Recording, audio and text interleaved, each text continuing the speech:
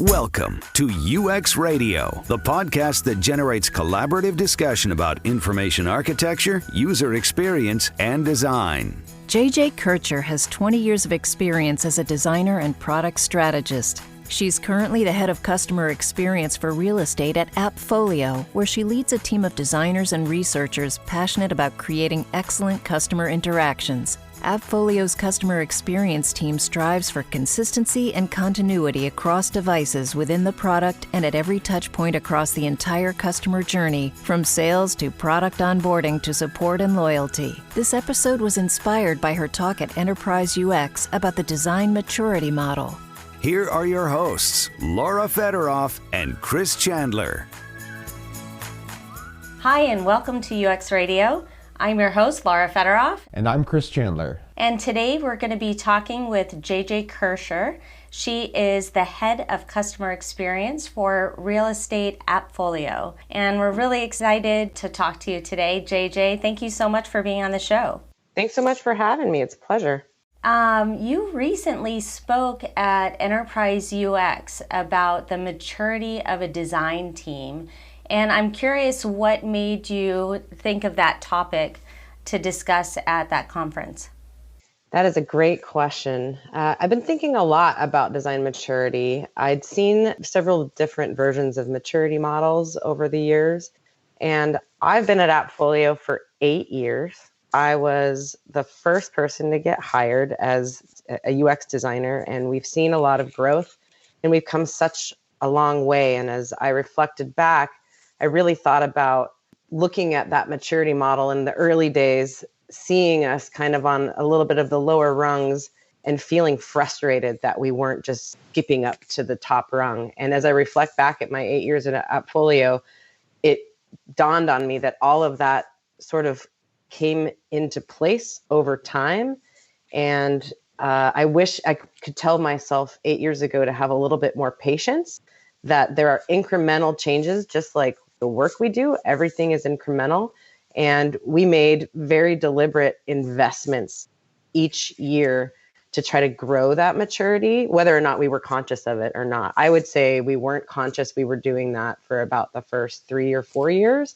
And then we started leveraging the maturity model to sort of see how can we climb our business's maturity to the next rung instead of what we all want to do and say, how do we get from rung 2 to rung 6, right? So that was really inspiring to me, and wanted to sort of spread the message to other designers who might feel frustrated about where their organization is in terms of maturity, and offer the encouragement of kind of a roadmap of saying, look, just be patient, hang in there. There's specific things you can do along the way, and you'll get there. You'll look back and pat yourself on the back and be like, all right, yeah, we're doing really good. JJ, I just want you to know that, I saw you present that at Enterprise UX, and I was completely blown away by it. And just so you know, I've actually shared it with probably 10 people since that time. It's such a topic. In our work, we're always running into companies who are doing sort of a digital transformation, or they're doing a customer-centric transformation. In other words, they're lower down on the maturity model. Sure.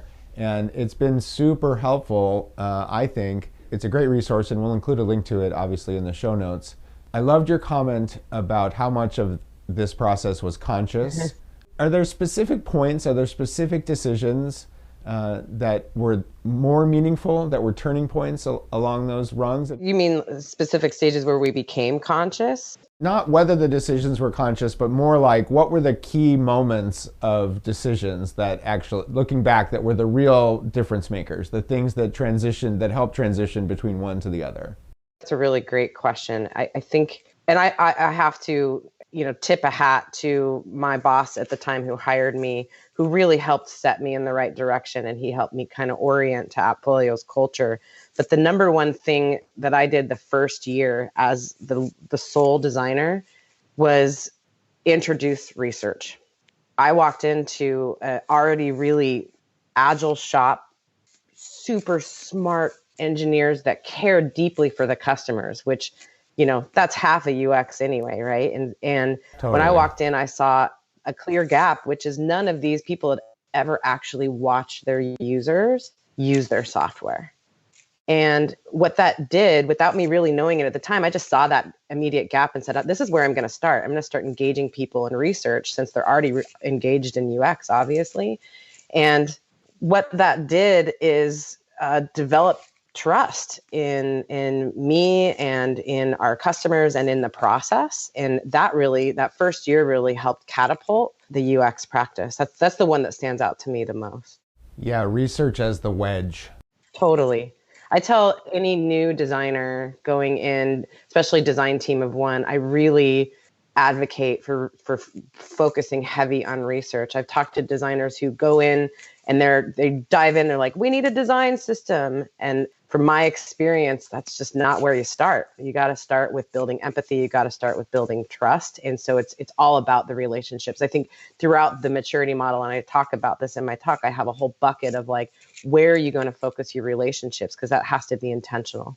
Right. I'm curious about, you were talking about the engineers and that they were already deeply empathetic to the users. Like, what was it? What was the turning point specifically that helped change their mind to understand more about research and why it was so critical? Yeah. I came into an organization that already had ease of use as a key competitive advantage. So no one was unkind to me or didn't, was skeptical. But when I walked in, I had some engineers saying, we're already doing a great job. We're not really sure why we need you. And in fact, when I was hired, my boss at the time said, I know we need you, but I'm not really sure what you do. And so I already had that kind of air of like, we're already doing really great. What are you going to add? And when I set up my first usability test, I'll never forget it. I invited, at the time the team was really small, I invite the entire engineering team of like 20 people. And I set up a conference room and I put snacks out and I wrote on the whiteboard everything about the customer that we were going to be talking to. And then I went into the room where I would be facilitating and I did the whole usability test. And then I came back into the conference room where they were supposed to be observing and no one was there. And that was a real kind of aha moment to me in terms of showing the value. And so I did a lot of evangelism and kind of begged. I went to a couple engineers and was like, hey, can you help me just get people here? I'll feed you. You just show up. Do me a favor and show up one time. And if it's not valuable to you, then I won't bug you to show up again. And so the second time, my second usability test, and I went in and people showed up. And this has been constant in many of the things that we have tried in our practice, starting with usability testing. Engineers come back and they say, oh my gosh, I thought that wasn't going to be valuable. That was incredibly valuable. How can we have more? So it's been a lot of like, hey, please, will you try this? And we've tried things where they're like, yeah, that wasn't valuable. And then we kind of skip them and you find what works to sort of build that empathy. So you've been there for 8 years. Looking back, how much of the vision do you think you had at the beginning of these different rungs and how they would evolve one after another in the beginning? Like, how much do you think you knew early on? Like in year one? Yeah. I wasn't really thinking maturity model, so I didn't have the framework, but I remember being hired as the first UX person. And I remember my boss at the time saying, we're sort of thinking probably over time how this scales is maybe one UX designer to every 6 to 8 teams. And I remember thinking, okay. All right. And I just said, oh yeah, that sounds good. Because the truth is I didn't really know. I'm coming into an organization. And I think this is key too.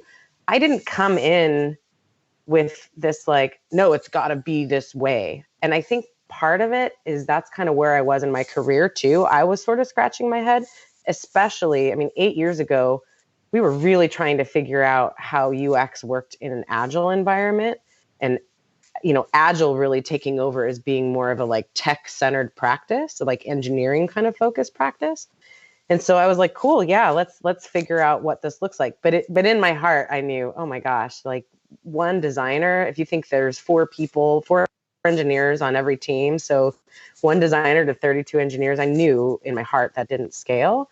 But I also, that was my hypothesis, right? And so you just plug away and you do things and sure enough, that kind of folded by the wayside very early on when we hired our second designer just 1 year later. One of the things that I think has been really great about that maturity framework is that, one of the dimensions is that ratio, right, of designers to the rest of the team. I think that's super helpful for people.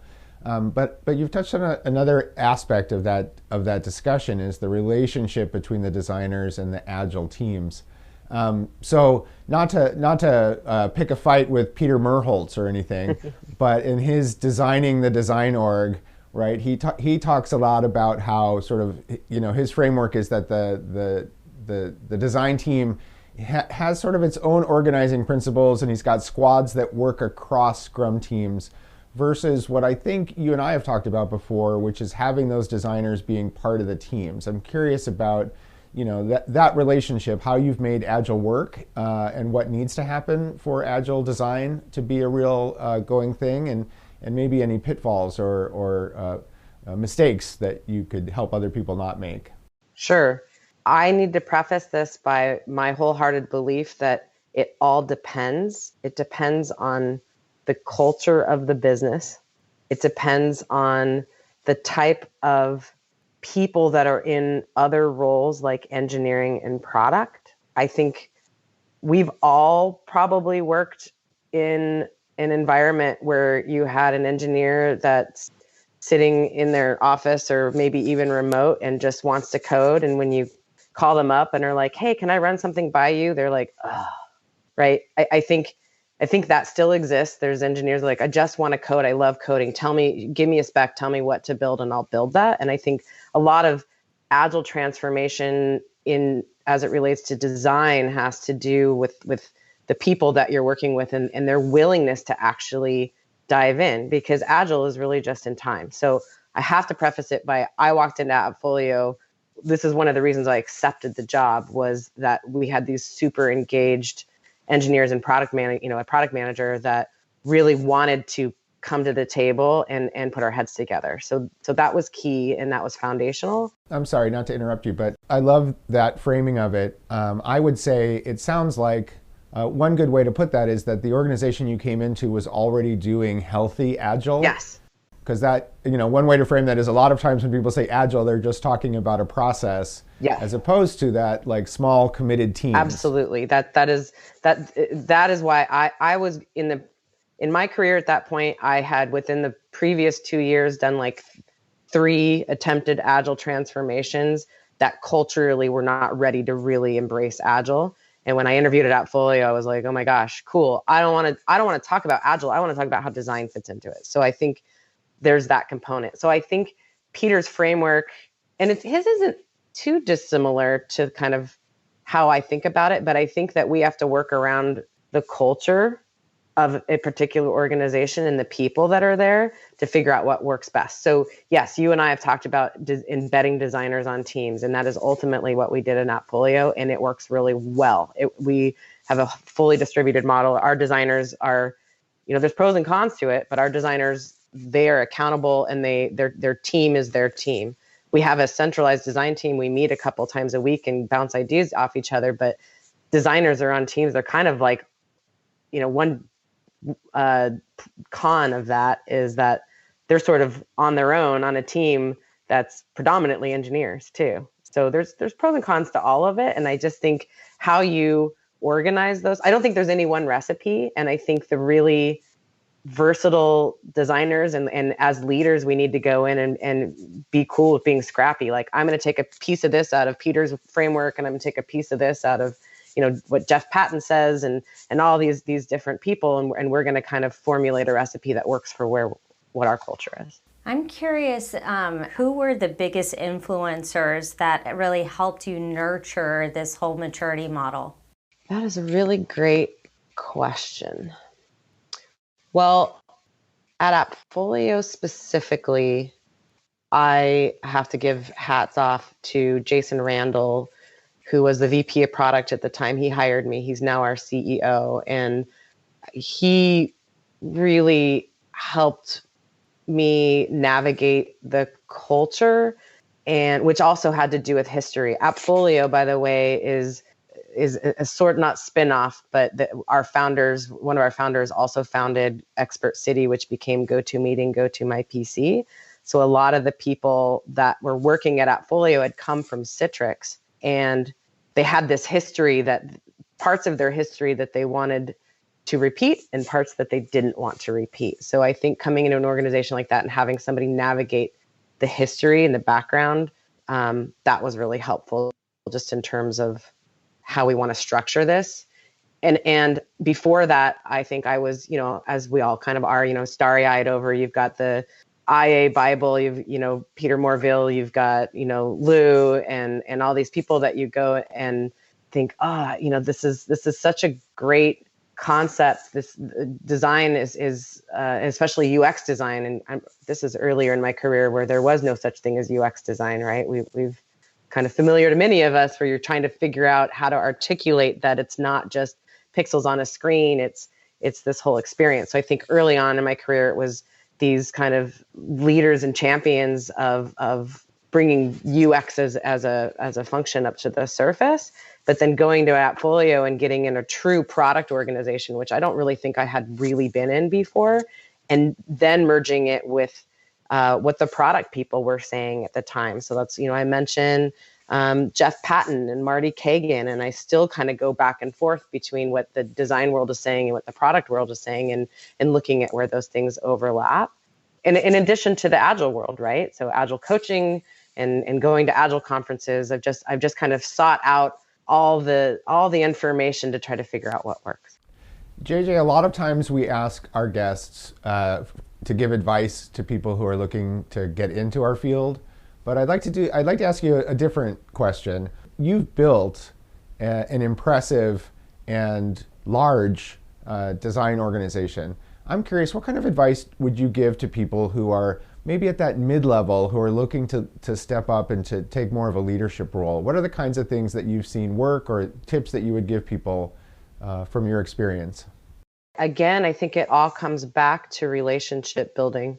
And depending on your organization, I think in a lot of ways, it's you need to be willing to be seen. So if you're going to be a leader can lead your team, but also is trusted by the organization to, really continue to pioneer and push the boundaries. And I think what I did at AppFolio and what I've continued, we're much bigger. I was the 75th person in the company 8 years ago, and we're now over 850 employees, which is a lot. And there's a lot of people now in different middle management groups, and now we're getting to this sort of bigger company stage. And I continue to deliberately invest in meeting with other leaders across the organization, talking to them about what we're doing, asking what they're doing, relating their stories to our expertise. Everywhere I look, I see design problems. So I can go talk to customer success about how they're managing cases, and I just want to whiteboard with them about flowcharts, right? So I think design permeates all functions. And if you're looking to lead a design team in an organization, part of that is building that trust top up, from you up. And then the other part of it is just showing a track record, which is just heads down and do the work, and then share out what your successes are. I've been so impressed with what you've done there. You have 27 people on your team, correct? As of Monday, I will. It's crazy. That's so exciting. And are you still building your team? Are you looking to add team members to your team right now? Why, yes, Laura, we are. We have a really exciting time at AppFolio. AppFolio has always been intended to be a multi-vertical company, which we are. We're in 2 verticals now, real estate and legal. And we're a multi-vertical, multi-product company. And as we grow, we have a ton of initiatives, and we are growing across all parts of our organization, including product development. So our design team is, in particular, we're looking for designers, both individual contributors and manager level, in Santa Barbara and also in San Diego. Our product team is growing, for any listeners out there that are product managers, in the same vein, and then also our engineering team. So it's really an exciting time, and we're sort of expanding out to new ventures to kind of live this dream of AppFolio being, this portfolio of applications. So it's pretty exciting. And when you're hiring, what's that one key quality that you definitely want to see in candidates? It doesn't have to be one, but. Well, I the first, just in word association, the first thing that comes to mind is humility. I was talking earlier about coming into the organization and someone saying, oh, we're just going to have one designer for every 6 to 8 teams. And I was kind of like, okay, cool. I want to hold on to that as I've progressed in my career, especially when we're looking for leaders. As we progress in our career, we tend to get hardened around like the way things are. I'm just as guilty. And I think, anybody keeping that like mind of curiosity that got us into this in the first place and being willing to try new things and come in, my favorite, here's a spoiler, my favorite answer when I ask people what they would do in their first, if you were to get the job, what would you do in the first 90 days?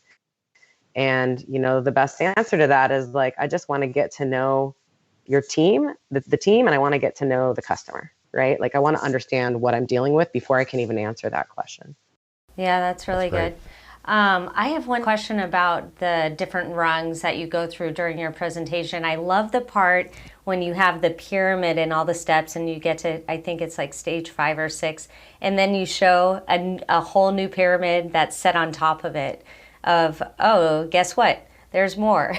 Where do you see AppFolio going right now? You talked a little bit about service design. Like, is that your core focus at this point? Yeah, my team consists of UX or, product design, which is really the embedded working with the product development teams, working with engineers on the product itself.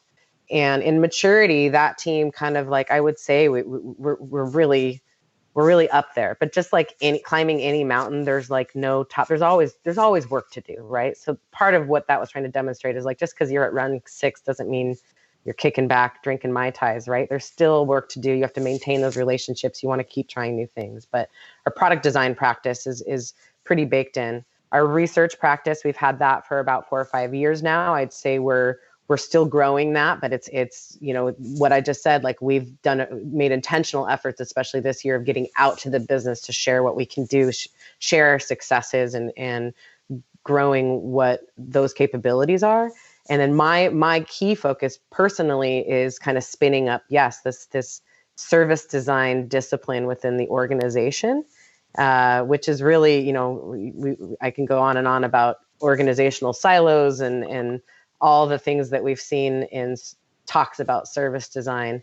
But that's where in some ways it's kind of starting back on the lower rungs, but we could only have a service design practice because it's built on this foundation of nailing product design, then research, and then saying, okay, cool. The business is like, this is great. You guys are doing awesome. And I'm like, cool. Well, guess what else we can do? And all that has been just sort of chipping away at showing our capabilities. So I'm really excited about the service design practice that we've spun up. It's super duper in the lower maturity phase, just because we're trying to get different organizations or different departments in the organization to perceive themselves of having design challenges and how do we work together on these really meaty problems that require this cross-functional collaboration. It's hard. I'm going to prepare you. This is going to be a tough question, but really curious about what you think of or what you hope your legacy will be to UX. Oh, what's my legacy to UX? That is a really tough question. Well, I don't know about my legacy, but I mean, if my career and the way our team has grown at AppFolio is any indication, I'm always looking for the next thing. And I'm always wondering, like, how can we grow this even more?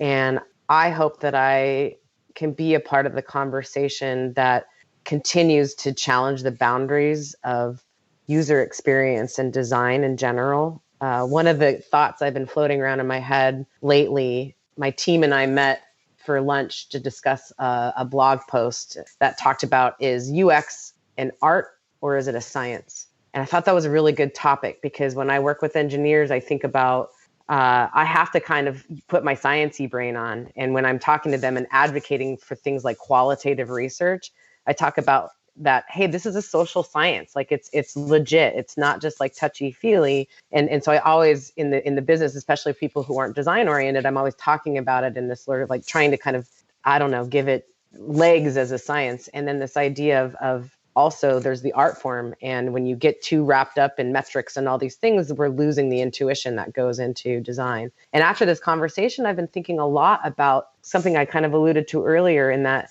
those things aren't mutually exclusive.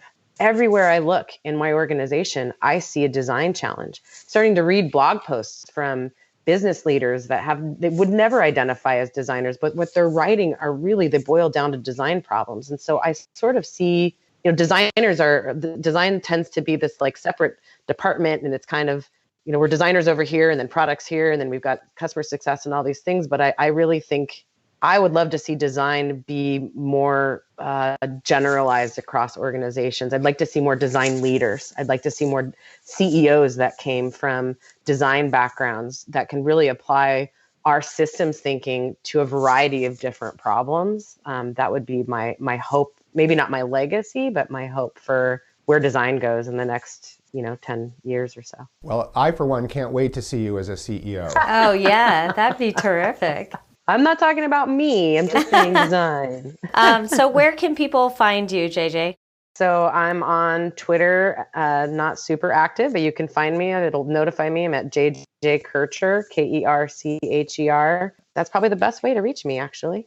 I actually worked for you, JJ, years ago, and it was such a great experience. So I'd say to any of our listeners who are looking to apply at AppFolio, it would be an amazing experience, and everyone I've met at AppFolio is very impressive. And if people are looking to apply for the positions you mentioned, where should they go? Yes, you can find us at www.appfolioinc.com, and you can click on the jobs tab and you can see all our open positions there. But feel free to just tweet me directly as well, and I'm happy to chat with anyone. I love the way you talk about service design. And I got a great vision of to extend, to break out of that UX shell of like, we're only about screens. Yeah. And so curious about the relationship between UX and service design and customer experience, right? We've talked about that a couple times. I see everything as a design problem is fantastic too. I was trying to think of like the title for this podcast. I think I totally agree with that. Thank you. I most of it is just like crazy thoughts in my head that I have a hard time getting out, but I appreciate that feedback. Wonderful. Well, thank you so much for your time today, JJ. Thank you. It was a blast. Really great talking to you guys. Yeah, thanks so much, JJ. We're big fans. Me too.